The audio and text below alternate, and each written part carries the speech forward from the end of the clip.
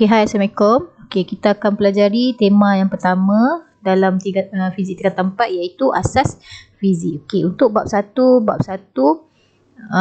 tajuk dia adalah pengukuran. Jadi dalam tajuk pengukuran ni kita ada dua subtopik iaitu kuantiti fizik dan penyiasatan saintifik. Kita akan pergi subtopik yang pertama dulu iaitu kuantiti fizik. What is actually quantity fizik? Kuantiti fizik ni adalah satu kuantiti yang kita boleh ukur ataupun kita kira. Ukur guna dia punya pengukuran lah, pembaris ke, neraca spring ke, apa lagi, jam landing, ataupun kira menggunakan kalkulator. Jadi kuantiti fizik ni kita boleh kategorikan dia ada dua kategori lah. Yang pertama kategori kuantiti asas dengan terbitan. Yang kedua kuantiti skala dengan kuantiti vektor.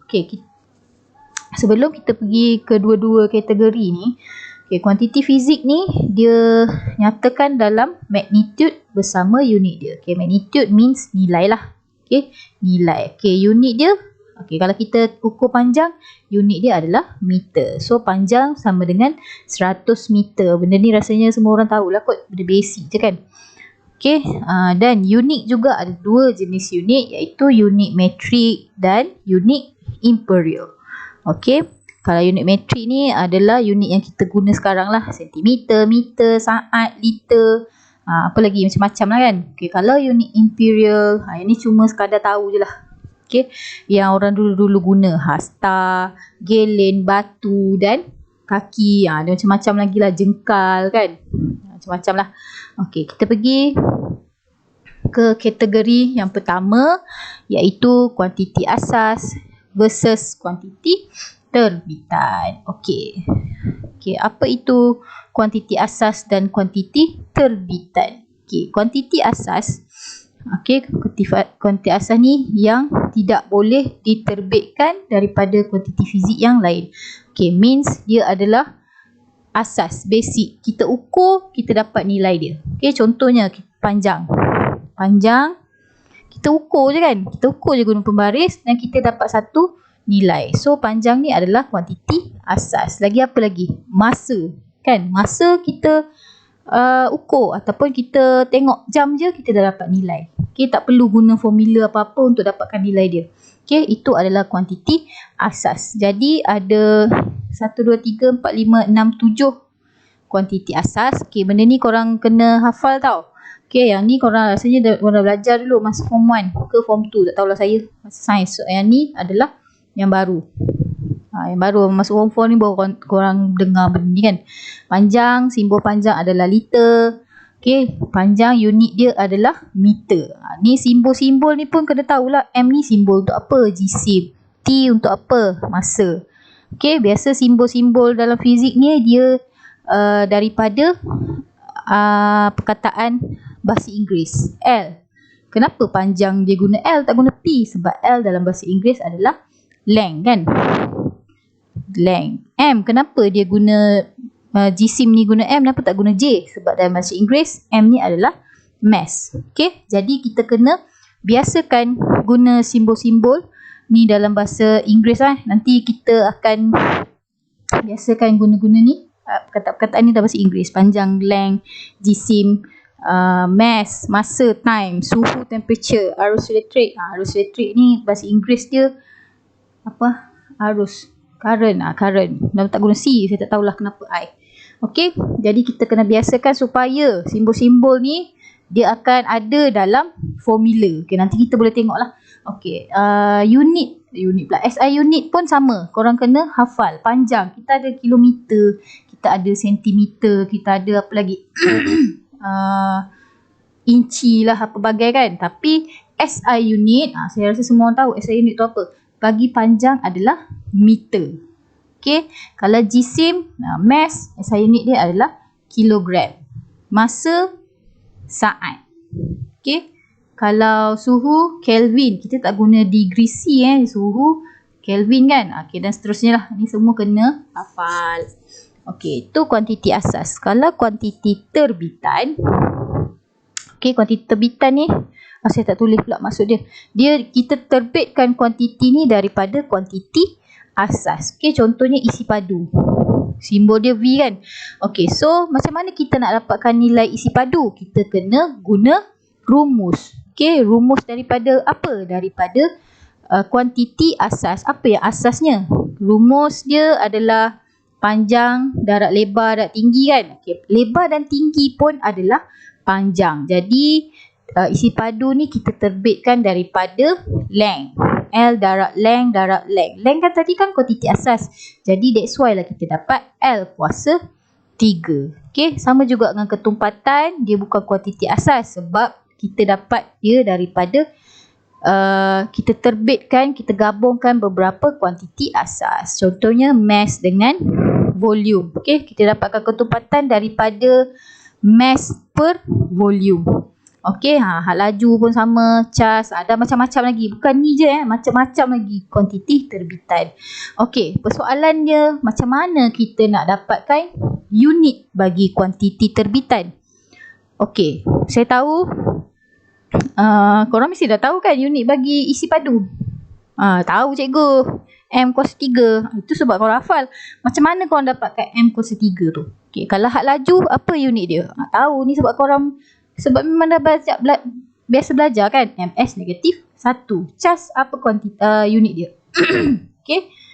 Okey, macam mana kita nak terbitkan unit daripada kuantiti terbitan? Okey, melalui dia punya rumus. Okey, contohnya kita ada ketumpatan. Okey, kita tahu formula dia adalah ni rho sama dengan mass per volume kan? Okey, mass per volume. Okey, volume ni kita ceraikan dia lagi dalam kuantiti asas dia. Okey. Volume kan kuantiti asas dia tadi length darab length darab length kan. Panjang darab panjang darab panjang. M ni tak payah tukar sebab dia dah memang kuantiti asas. Okey, kita gantikan dia dalam kuantiti asas. Okey, dalam kuantiti asas mass ni apa unit dia? kg, betul? Okey, length apa unit dia? Length unit dia adalah meter. So meter, okey, per darab meter darab meter. Jadi unit dia kat sini adalah kg per meter kuasa 3. Betul? Okey, so macam awak punya algebra juga, kalau 3 kat bawah, macam mana kita nak bawa naik atas? Kita jadikan dia negatif kan? So dia akan jadi kg m negatif 3. Jadi inilah unit bagi ketumpatan. Okey, senang je kan? Okey, daripada rumus, okey, jadikan dia kuantiti asas. Okey, kuantiti asas tu tengok apa unit dia. Dia sama je macam algebra. Okey, so kita gabungkan dia, dapatlah unit dia. Okey, contoh yang lain. Ni yang tadilah. Kalau V kan kita dapat tadi L darab L kan. So meter darab meter darab meter M kuasa 3. Ni yang tadi hak laju pula L. Length kan. Apa unit bagi length? Meter. Per dengan apa unit bagi time? T time. Saat kan. So that's why lah dapat M S negatif 1. Okey, mudah bukan? Okey, ikutlah step-step tadi. Ini yang saya cakap tadi. Kenapa awak perlu tahu simbol setiap unit pula. Simbol setiap kuantiti. Okey, ni rho, ini mass, ini volume. Apa beza V besar dengan V kecil? V kecil adalah hak laju, V besar adalah volume. Tak apa. Nanti setiap kelas kita akan buat quiz untuk tahu simbol. Okey? Okey, ini tugasan pertama awak, lengkapkan jadual. Jadual ada dalam buku teks muka surat 7, buat dalam test pad. Okey, seterusnya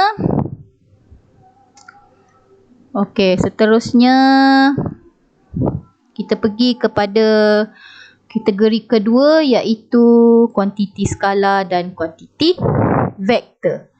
Okey, what is kuantiti skala and vektor?